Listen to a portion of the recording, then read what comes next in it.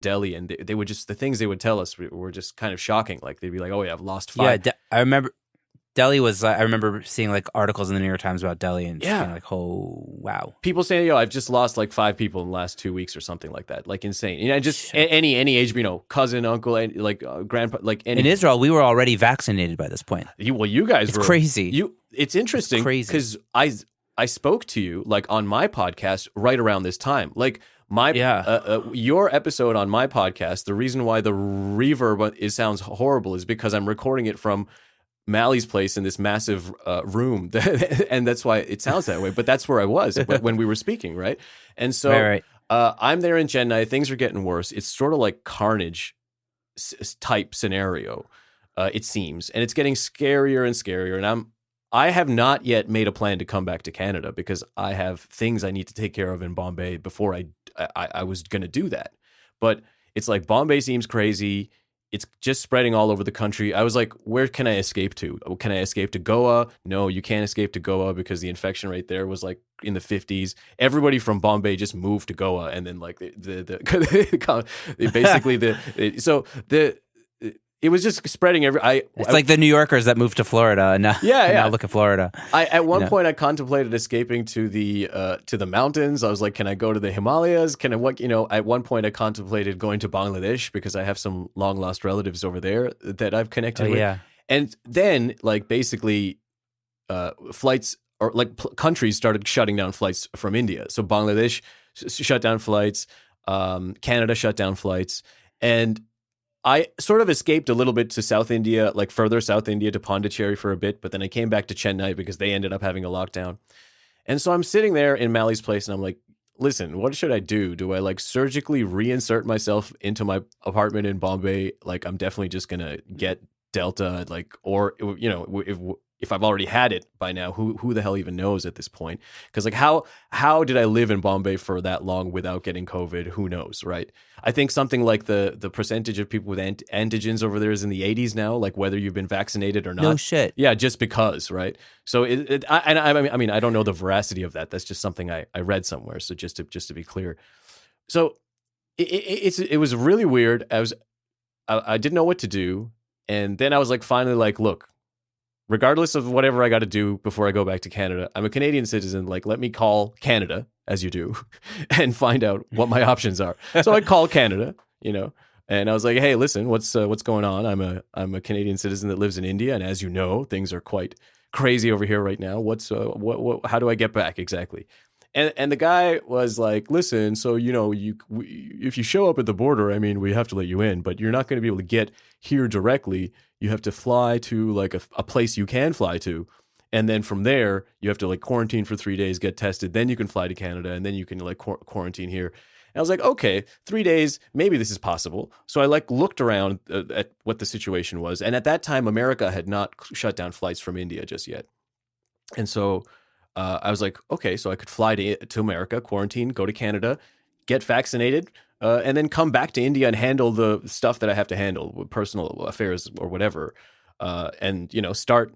My ultimate goal is like 6 months here, 6 months there, and that's what I'm trying to get to. But it's like until I sort out certain things, it's just mad complex. So this is what I'm thinking about, and I finally, while I'm thinking about this, a friend of mine based in Mexico, who I was speaking to, just said, I just drove up to like Texas from Mexico and got vaccinated same day and then just drove back.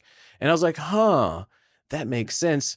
Y'all have that weird healthcare system that's totally different than the rest of the world.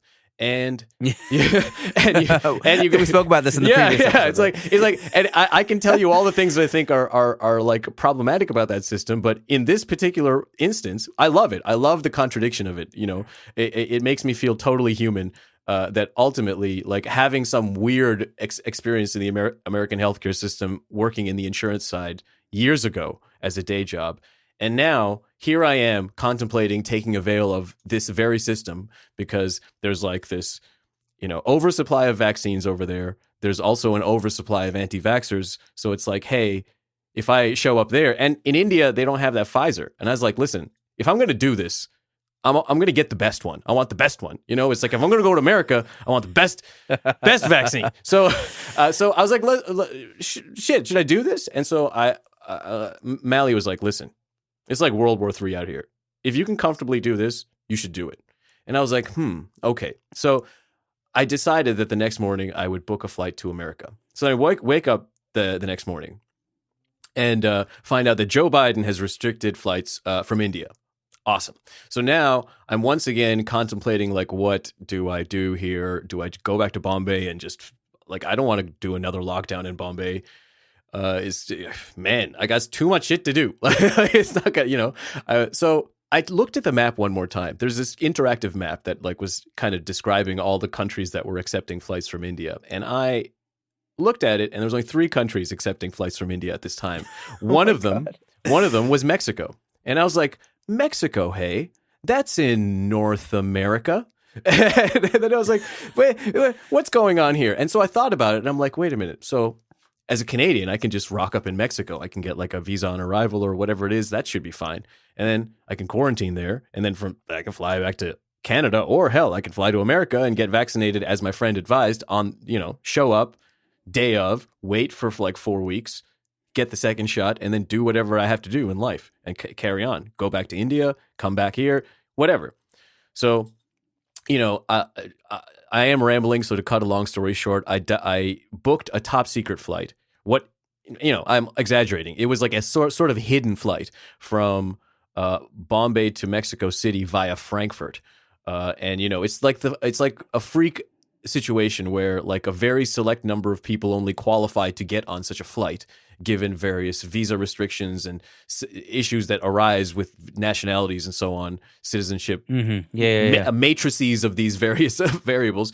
So it works out that like this weird flight kind of magically exists only for people in my specific, very hyper-specific situation. And so... like an Indian national who also has like a citizenship in like a Western country, basically. Yeah, something, or a foreign national who happens to be in India that needs to get back, and there's no direct way. Like, I mean, I am a foreign national in India, technically, right? Like, so... Right, yeah, sure. So that's the idea. And so I booked this flight hoping that it exists. Right? Like I pay the money, hoping that the flight even exists. I'm not fully able to confirm that it even exists, or that if it exists, they're going to let me on. And sure enough, I show up and it's like, it exists, but I have to jump through like a series of hoops just to get on this flight. Like details that maybe are boring, but just like know that there were more obstacles than normal for me to even just board the flight, even after purchasing the ticket and having all of my, tested and everything.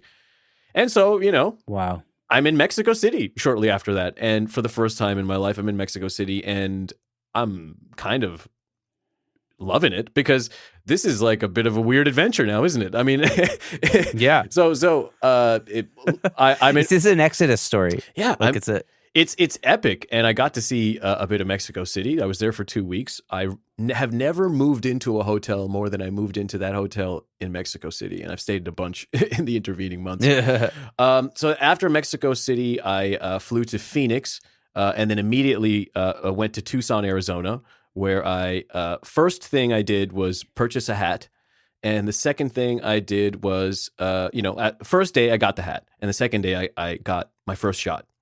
And then I have a wonderful sisterly-like figure, cousin, type figure that lives in Tucson, who is also an Ayurvedic practitioner. And so I stayed with her for the first week, had a lovely time. What kind of practitioner? Ayurvedic. What is that? So Ayurvedic would be like ancient Indian medicine, ancient sort of Sanskritic or Hindu influenced medicine. It's like difficult fully to classify it in those but it like ancient Indian to simplify. It's like an Eastern medicine, but not of the Indian variety, not of the Chinese. And if you want to find out more about it, I highly recommend episode, I believe it's 23 or 24 with Amita Nathwani on my podcast Mispronunciation Nation, because I did a podcast. I mean, her and I had so many great chats while I was staying over there, and so I did an episode with her. Because I find that area interesting anyway, and she's a serious practitioner. I mean, there's a lot of woo-woo stuff out there, but she actually teaches at the U of A over there in Tucson, University of Tucson or University of Arizona, whichever one it is that's in Tucson.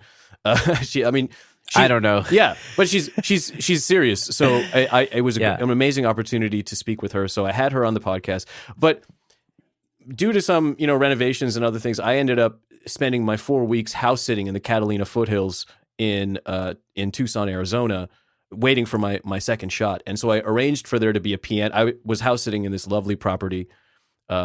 Just a total fluke, an accident. Like that was not planned, right? Like I showed up in Tucson. There was an issue at Amita's house, like with the renovation, and so she found she reached out to her colleagues, at the university, and so now I find myself like house sitting in the Catalina foothills in the desert in Arizona, expansive property with a pool, and I'm there for like 3-4 weeks, and just there's a Muay Thai trainer that would come like a couple of times a week, and I would do that. It was just like blissful, exactly the escape from the city that I needed, that I've been asking for. So that was wonderful. After I got my second shot, I went over to Phoenix, met my friend Kenny, did a great podcast episode with him. Poor audio quality, but wonderful conversation. Recommend checking it out. Then I went to Houston.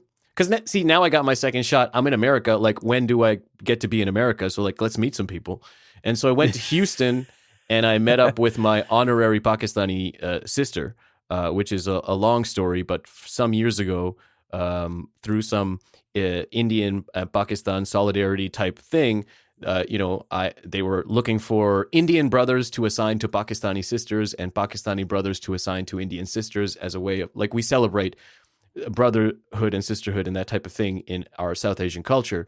So this was a way of like building that bridge. And I'm an only child, so when I was asked to participate in this, I was like, sign me up. I'll take 3 sisters. You know what I mean? And so we remained in touch. I assumed they would put me in touch with somebody of Pakistani origin based in Toronto, but they in fact put me in touch with someone of Pakistani origin based in Pakistan. And I was like, wow. And she turns out to be this extremely cool person that, I maintain some contact with. And then, she moves to Houston around the time I moved to India, and always wanted to meet her in person. She's got a lovely family over there now and everything. And I finally got to meet her. Wow. And then I was like, well, shit, I'm in Texas. So, who can I talk to out here? And there's this wonderful visual artist that I follow on Instagram by the name of Dax Norman. And so I said, I decided to reach out to him. I was like, hey, do you happen to be based in Austin? And he's like, I am. And I'm like, listen, I think you're awesome. I would really love to hang out with you. And would you maybe like to be on my podcast? And he was like, sure. And he turned out to be one of the most coolest, friendliest, and interesting people I've met. Just what a soul. What a wonderful soul. Again, got the chance to meet him. If you want to hear about that, you can hear it on that episode with Dax Norman. And then, after Austin, I went to Baltimore, met up with an old friend, went to New York for a bit, met up with some other old friends, and then landed in Toronto in the middle of July, finally.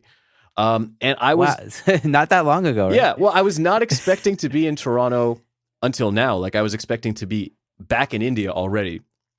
And then, but then shit started unfolding here in terms of my just things I have to deal with here. Like, I hadn't been back in Canada in over 4 years. So just so much life admin stuff that, I have to sort out. So I'm in the midst of that, and I'm back in the 32nd floor, the first record I ever produced live from the 32nd floor, the first full length. I'm back in that very spot.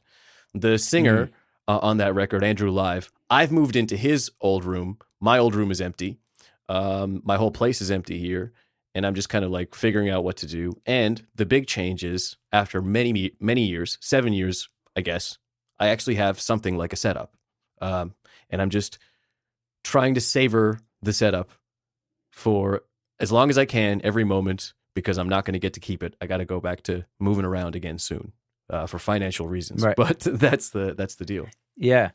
Wow. So crazy. How much longer do you think you're going to be in Toronto for? So I think I'll be here for December for sure. And I'm going to try to go back to India in January. I think it's just because tickets will be cheaper at that time. And then I'm literally going to be in India for 6 months. And then I'm going to come back here, and I'm going to be here for 6 months. I mean, that's the plan. I'm going to stick to it this time. I'm going to do that for sure. If anybody wants to work with me, they got to factor in that I'm going to be gone, but then I'll be back again, but then I'll be gone again. And we can do this. We can do this remotely or not. If you want to do it in person, I am here, or alternatively, I'll be You're back. over there. yeah, I'm over there, or I'll be Yeah. back, or something. You know, that